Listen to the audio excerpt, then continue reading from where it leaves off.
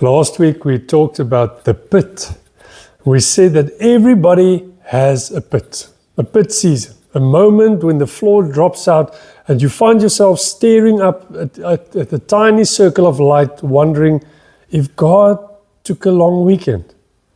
And we've looked at Joseph, 17 years old, thrown in a literal hole in the ground by his own brothers, sold to slave traders, shipped off to Egypt. We said that God was with him in the pit, that the pit was not a detour but a curriculum, and that your response to the pit determines the reach of your future. Great, inspiring, and I hope you put that on a fridge magnet.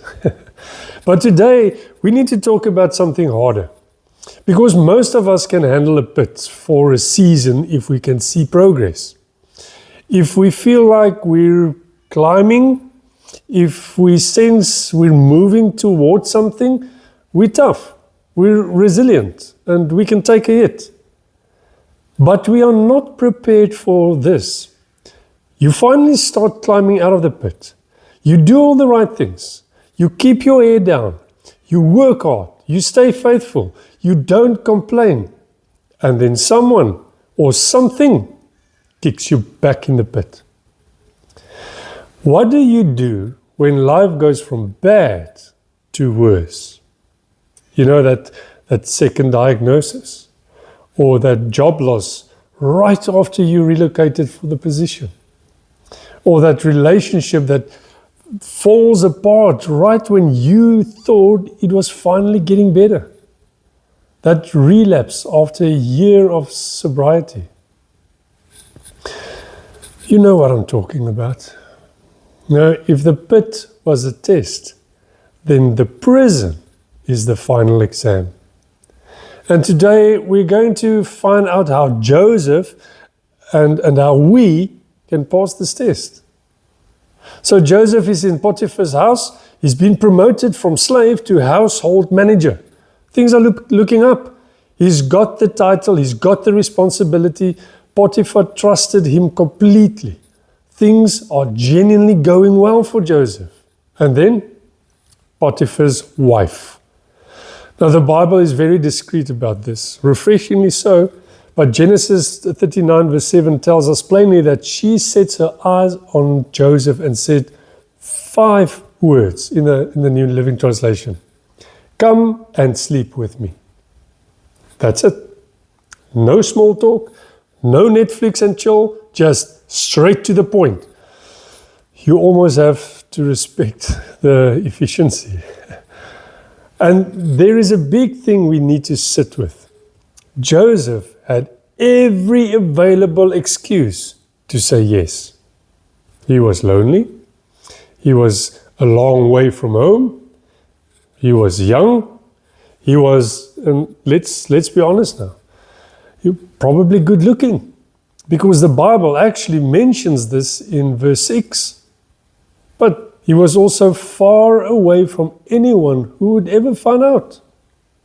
And arguably, and this is the part that really stings, he could have made a theological case for it. God let me get sold in slavery. God wasn't answering my prayers. I did everything right, and I still ended up here. So if the rules don't protect me, why should I follow them? And we know that logic, huh? We've all tried it, maybe not in this exact situation, but we've all stood at the moment where we thought, life has been unfair to me.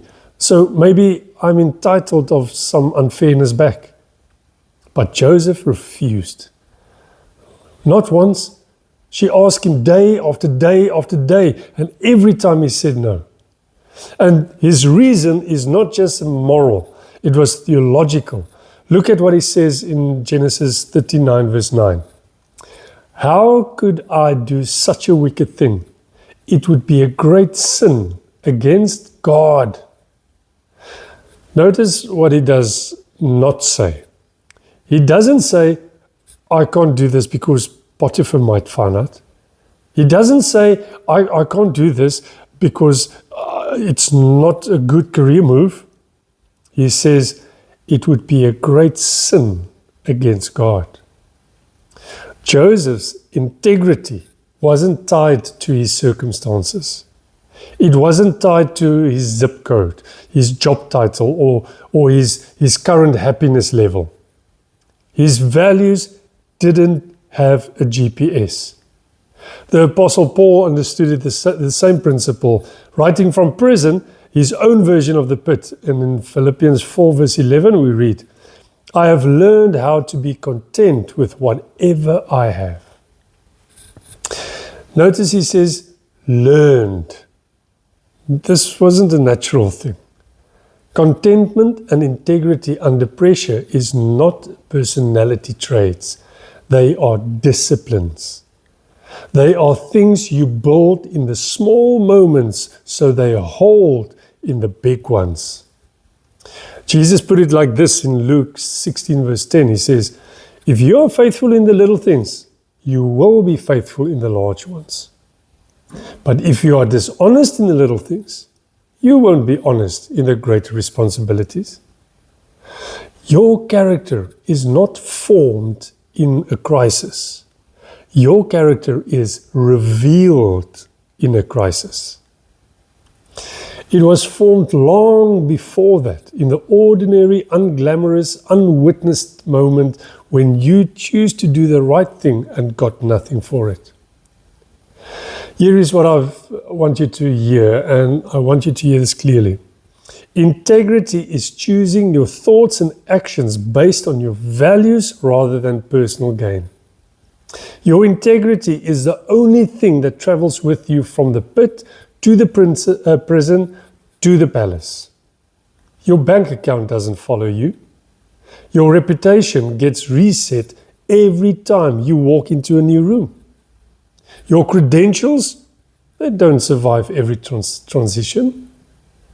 But your character, what you actually are when nobody is watching and the pressure is on, that goes everywhere you go. When things are going from bad to worse, the temptation is to say, what's the point of doing right? And here's the answer. The point is your future. Don't trade it for a moment of relief. Potiphar's wife grabs Joseph by his coat, Genesis 39 verse 12. And he literally ran out of the house and leaves his coat in her hands. He runs away from the opportunity to feel good in a season that felt terrible. And she uses that coat to frame him. He ends up in the prison anyway, after he's did the right thing. So in case you're keeping score that at home, Joseph does the right thing and still ends up in jail. Great, fantastic, super encouraging, right? But here's what didn't go to jail. His character. And that's what God was going to need later on. So now Joseph is in prison, falsely accused, no trial, no appeal, no lawyer, no social media campaign to get him out. He did everything right. He kept his integrity. He fled from temptation. He honored God. And he got punished for it anyway. If anyone in human history had a justifiable reason to be bitter, it was Joseph of Egypt, son of Jacob, formerly of the pit, currently in prison. And here is the trap that was waiting for him. And here is a trap that is waiting for you. When we are treated unfairly, something very predictable happens inside of us. We start building what I want to call a victim's mentality or victim's license. And it goes like this. The world cheated me, therefore I'm entitled to cheat back. I'm allowed to be angry, I'm allowed to be bitter, I'm allowed to cut corners because nobody cut me any corners. I'm owed. And here is the insidious thing about a victim's mentality. It is not entirely wrong. Joseph was wronged. You may well be genuinely, deeply, unfairly wronged. The pain is real. The injustice is real. I'm not here to pretend otherwise, but here is what a victim mentality does.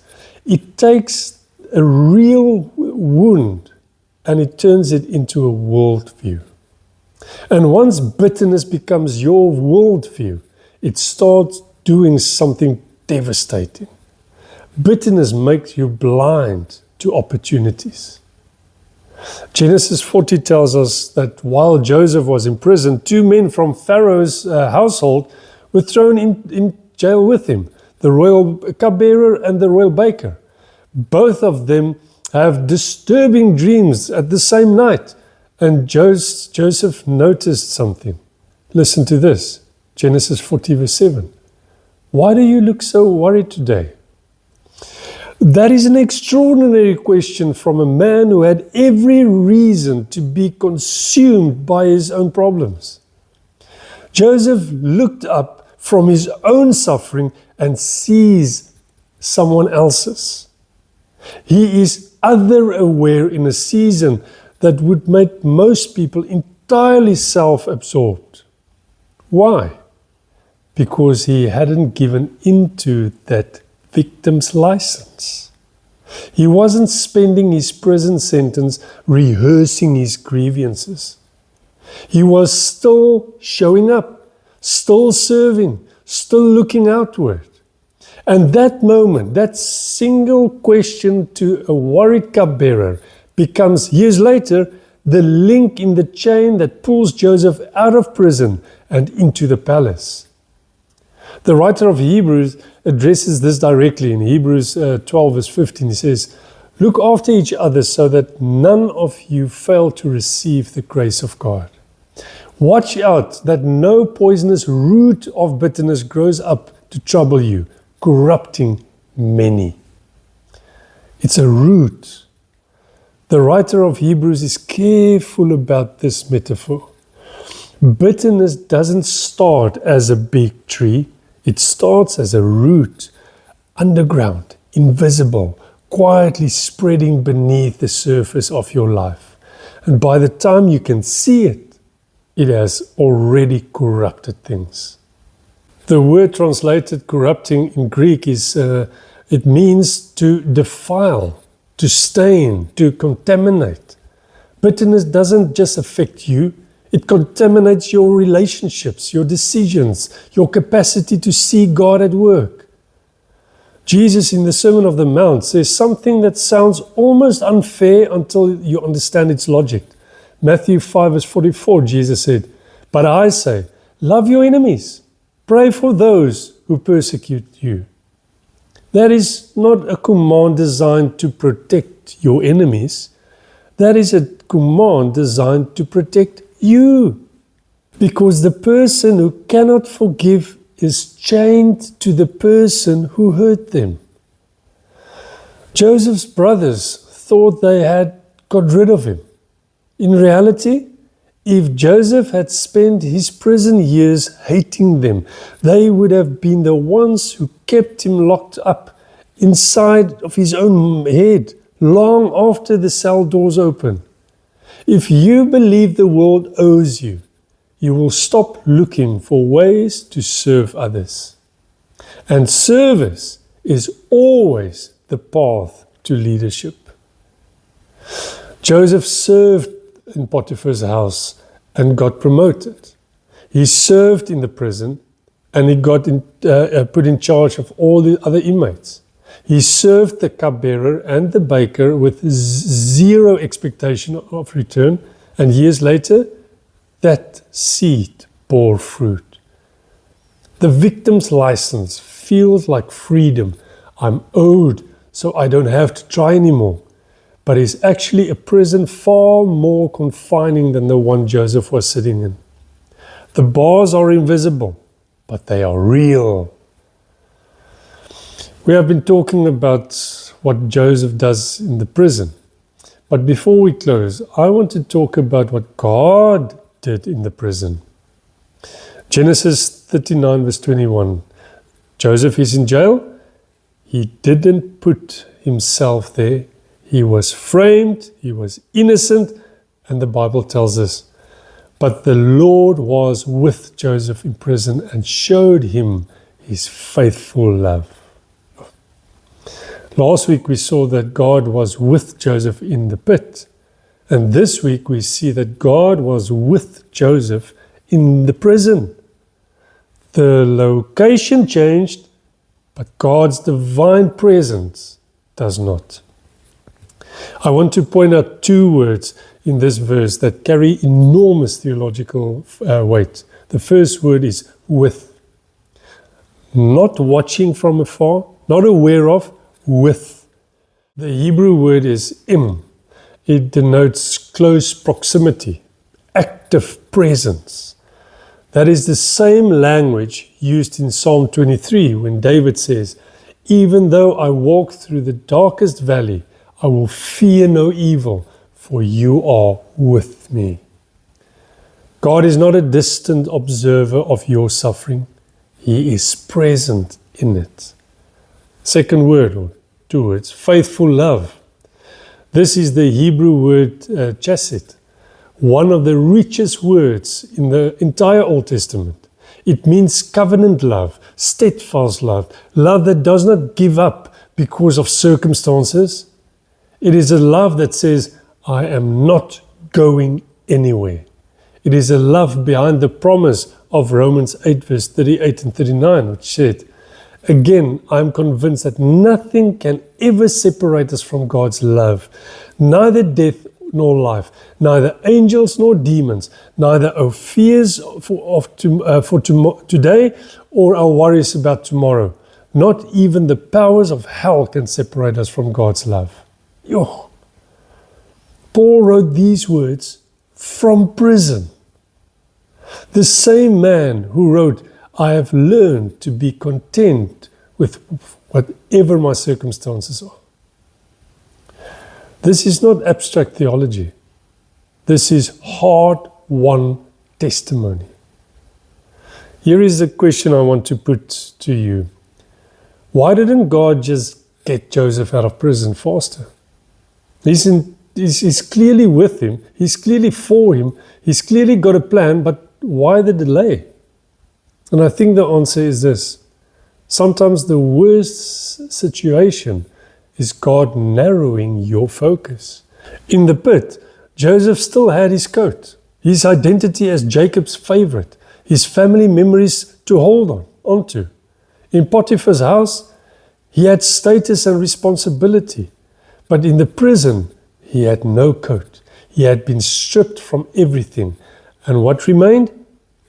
His character, his integrity, and his God.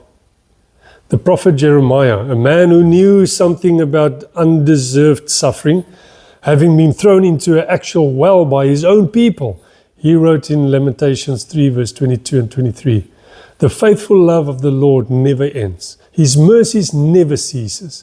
Great is his faithfulness. His mercies begin afresh each morning." He wrote that from the middle of Jerusalem's destruction. Not from the other side of it, not from far away, in the middle of it. This is not a promise for when things get better. This is a promise for when things are at their worst. The prison was not a detour in Joseph's story. It was the final training ground. Everything he learned about leading, about serving without recognition, about maintaining character without reward, he learned in there.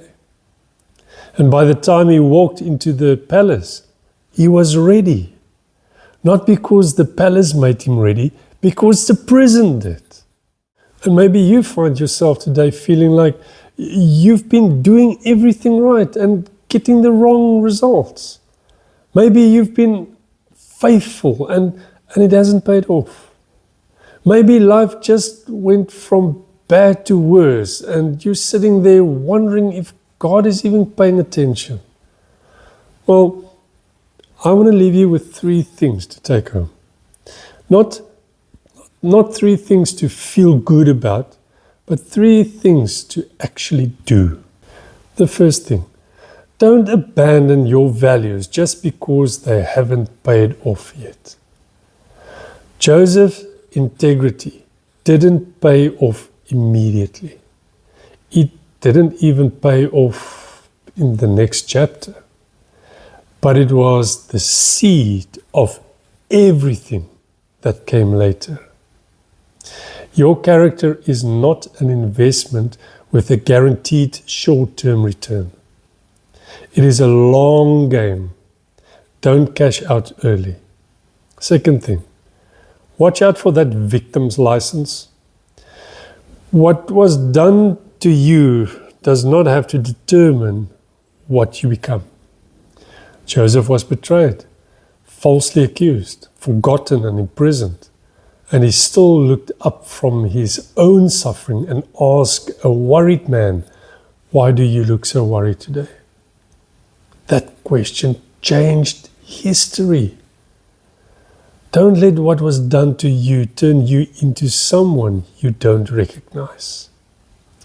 The bitterness that feels like justice is actually a second sentence, one you're imposing on yourself. The third thing, trust the God who is with you in the prison. Joseph didn't know the palace was next. He had no idea the palace was coming. He just knew, or was learning to know, that God was with him right there in the cell. That was enough to keep going.